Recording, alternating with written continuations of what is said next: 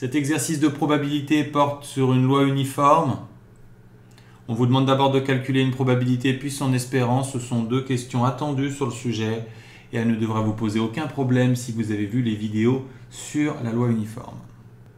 Dans cette seconde partie, vous étudiez une loi normale dont on vous demande l'espérance et l'écart type. C'est une question de cours un peu traite qu'on a évoquée dans la vidéo notation sur la loi normale. Il faut savoir que quand on vous interroge sur l'espérance et l'écart type, la notation est la suivante, c'est-à-dire que l'espérance est évidente. Par contre, on vous donne l'écart type au carré, donc pour l'obtenir, il faudra prendre la racine de 400. La question suivante est une question de cours un peu technique. On vous demande de retrouver le changement de variable qui permet de déboucher sur une loi normale centrée réduite qu'il faut justement reconnaître à la question C. On a vu en détail comment faire ça dans les vidéos sur la loi normale centrée réduite, donc je vous y renvoie en cas de difficulté.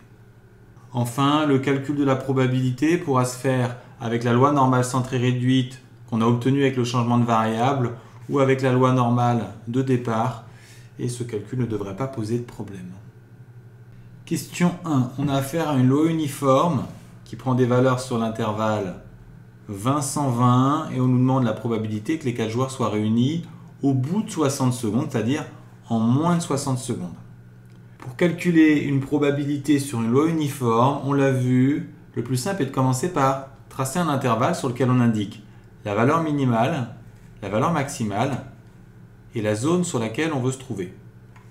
Donc les joueurs doivent être réunis en moins de 60 secondes, qui correspond à P de x inférieur à 60. Donc il faut être entre 20 et 60, c'est-à-dire 60 moins 20 par rapport à l'intervalle de durée totale qui mesure 120 moins 20. Et ensuite, il suffit de simplifier et on va trouver 40%. Pour calculer l'espérance d'une loi uniforme, je vous rappelle, il existe une formule. Il suffit de l'appliquer. Pour une loi uniforme sur un intervalle AB, c'est A plus B sur 2. Donc on l'applique à l'intervalle 20-120, on va trouver 70. L'espérance, c'est la moyenne attendue. Ici, ça sera la moyenne pour réunir les joueurs, autrement dit, la durée moyenne pour réunir les 4 joueurs. On étudie à présent une loi normale N120-400.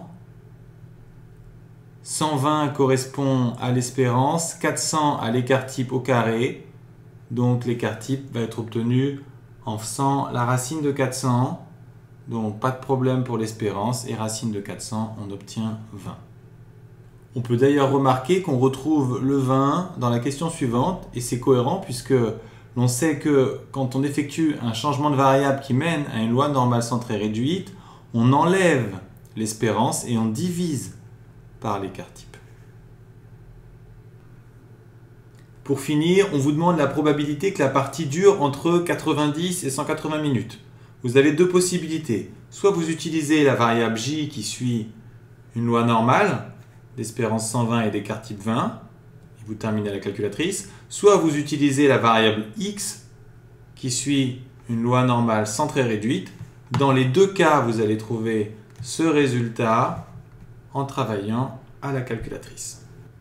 Si vous ne savez pas comment utiliser votre calculatrice pour une loi normale, je vous rappelle que je vous ai montré comment faire dans la vidéo d'exercice sur la loi normale.